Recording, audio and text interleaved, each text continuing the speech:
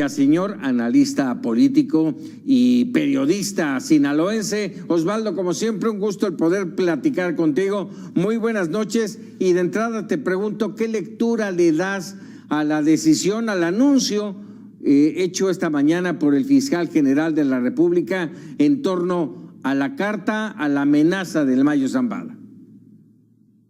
Muy buenas noches, don Paco. Mira, pareciera que estamos en el juego del atole con el dedo, que se hizo muy famoso y muy popular, ¿no?, en el sexenio de Andrés Manuel López Obrador, y que pareciera que estamos en el 7º año. ¿Y por qué decimos que pareciera que estamos en ese juego del atole con el dedo?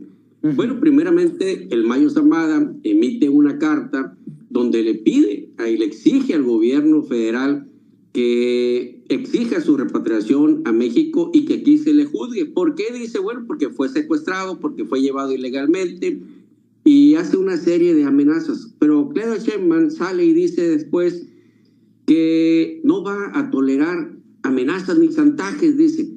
Pero también dice, instruyó a la Fiscalía General de la República para que haga lo que tenga que hacer para ver si es factible o no cumplir las exigencias del Mayo Zambada. Entonces está mandando un doble mensaje. Por un lado, a su base social de apoyo le dice que no va a caer en chantajes, se muestra como una presidenta fuerte, decidida, pero por otro lado le manda el mensaje también al Mayo, ¿no?, y le dice, tranquilo, mira, ya instruye a la Fiscalía para que haga lo que tenga que hacer.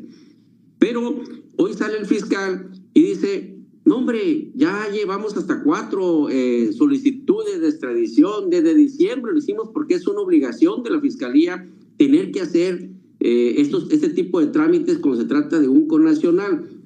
Pero ahora después del Mayo le dice, oye, no he hablado nada ante la autoridad estadounidense todavía, no he dado ningún nombre, pero estoy estudiando la posibilidad de declararme culpable y entonces sí llega a un arreglo. Y el arreglo con Estados Unidos no puede ser otro más que dar nombres y cantar, como decimos coloquialmente en este argot, ¿no? Es correcto, Osvaldo. Por lo que dices, ¿podríamos deducir que el gobierno mexicano está atrapado? Yo creo que desde el momento mismo, en los términos en que el Mayo Zambada emitió su carta, el gobierno mexicano quedó atrapado en 2 juegos. En las exigencias que le pone Donald Trump de poder combatir a los carteles de la droga, a los cuales ya decretó como narcoterroristas, o en su defecto, Claudia, en medio de las presiones que está ejerciendo el Mayo para que allá no lo juzguen como un narcoterrorista y le den la pena de muerte. El gran problema de este gobierno es cómo le va a hacer para poder quedar bien con los dos. Por eso digo, creo que le está dando atole con el dedo, o intenta el gobierno mexicano dar atole con el dedo. El problema es que ya nos dimos cuenta que ni Donald Trump se la cree, ni que se cree que está habiendo un sinfín de decomisos. Se habla de 60 decomisos en los últimos días, de destrucción incluso de narcolaboratorios. Y la gran pregunta es, carajo, ¿y ahora de dónde están saliendo tantos narcolaboratorios? Si antes negaban que en Sinaloa hubiera narcolaboratorios, ¿no? Todavía hace un mes decían que no los había. Y por otro lado, vemos a un Mayo Zambada que ya se dio cuenta también que el gobierno federal no ha hecho a lo mejor lo que le ha pedido desde que lo capturaron, porque si nosotros vemos lo que el Mayo le exige en la carta, es lo mismo que ya pidió el gobierno federal desde el mes de julio del año pasado. O sea, como que sí hay comunicación directa entre el gobierno federal mexicano y el Mayo Zambada desde entonces, no de ahorita, desde entonces ha habido.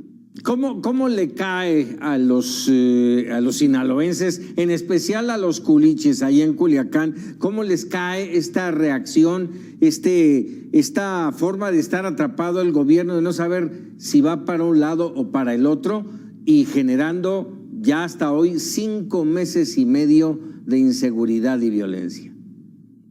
Mira, don Paco, yo creo que a los sinaloenses todo esto les cae mal porque son los que estamos pagando las consecuencias. A ver, por un lado, Harfuch dice que está debilitando a los carteles de la droga, a las 2 facciones del cartel de Sinaloa. Sí. Pero en Sinaloa se observa que estos cárteles siguen haciendo de las suyas, siguen marcando la agenda, siguen marcando todo, y por lo tanto, pues no se ve esa debilidad de la cual habla Harfuch, ¿no? Pero por otro lado, los sinaloenses también vemos que hay una exigencia para que salga un gobernador, Rubén Rocha Moya, que tiene, según las encuestas que se han publicado, que son encuestadoras que le trabajan al gobierno federal, pues una le da que tiene el 18% de aprobación, la que más le da el 20 y tantos %, pero también el gobierno está como si nada, no les pasa nada, ni a los narcos del gobierno les pasa nada. ¿A quiénes sí le está pasando? A los sinaloenses, o sea, abandonados. Quienes están pagando la consecuencia con los muertos, que van ya casi 1,000 oficiales, con más de 1,000 desaparecidos oficiales, con casi 3,000 carros robados oficiales, y los extraoficiales, los otros datos, los que maneja la delincuencia, hablan de que van miles de muertos, no nomás 1,000, van miles de muertos en esta guerra de estas dos facciones. Entonces, ¿quién está pagando las consecuencias? Los sinaloenses son los que han perdido su patrimonio, son los que les han quemado sus viviendas, les han quemado sus negocios. Los sinaloenses son los que han perdido sus empleos. Y ahí es donde no se ve que al gobierno les haya afectado ni tantito siquiera lo que está pasando aquí en Sinaloa. Están abandonados por el gobierno estatal y por el gobierno federal. Y por lo que estás mencionando, Osvaldo, están lejos de recuperar la paz, de recuperar su economía, sus empleos, su agricultura. Difícil. Yo creo que estamos en la tormenta perfecta, don Paco. Por un lado tenemos el gran problema que ha originado esta narcoguerra que estamos viviendo, o narcopandemia que estamos viviendo en Sinaloa, y por otro lado un problema que traemos en los otros sectores de la economía sinaloense. Sinaloa depende de la agricultura y ya se tienen 3 años de abandono de la agricultura, con una caída muy drástica en la producción de alimentos, con una caída muy drástica en la generación de derrama económica producto de las cosechas de Sinaloa, porque el gobierno federal ha abandonado a los productores agrícolas de acá también de Sinaloa, ¿no? Pero también este sector pues permanece, ahora sí, como todos en Sinaloa, observando, porque no hay la manera de poder enfrentar un gobierno que tiene el control total de todo aquí en Sinaloa, ¿no? Entonces, hay una circunstancia muy delicada en Sinaloa, por eso insisto, quien sí está pagando consecuencias somos los sinaloenses. Al gobierno de Rocha ahí está, mira, ha pasado de todo, se le ha exhibido y sigue en el cargo. Los cárteles pues siguen gozando de cabal salud también, aunque Harfuch diga lo contrario, de que ya lo está debilitando con tanto decomiso, que nadie se los cree porque no hay detenidos. Oye, no hay muchas otras evidencias que normalmente se presentaban en el pasado, ¿no? Oye, hablando de Harfuch, Osvaldo, esta mañana hablaba de Iván Archibaldo y decían que no habían ido por él, que no se había escapado por un túnel. A ver, te pregunto, ¿se escapó o no se escapó? ¿Qué sabes tú? Y la otra, ¿está cerca de caer Iván Archibaldo Guzmán? Yo creo que han estado estirando la liga en el gobierno federal. No han ido por los capos. Hay muchas evidencias en el pasado que cuando se van por los capos los capturan. Está el caso de Ovidio, por ejemplo. Sí. Tarde que temprano, pero lo capturaron. Y aquí lo cierto es que ha habido mucho atole con el dedo. Regreso a la frase original, ¿no? En el sentido de que si van por él, no van. Incluso cuando se hacen esos cateos en esas casas donde encuentran los túneles, primeramente hablan de que efectivamente Iván Archibaldo había salido herido de ahí, que había escapado por los túneles. El propio gobierno federal mostró los túneles a los medios de comunicación y ahí están publicados, pero ahora nos dicen todo lo contrario. Harfuch dice, no era el objetivo. ¿Por qué? Porque queda evidenciado de que se les volvió a pelar Baltasar, como decimos acá muy coloquialmente en Sinaloa a la gente, ¿no?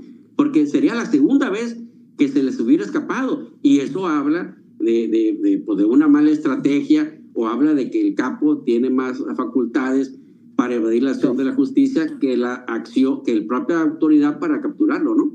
Triste panorama para los sinaloenses.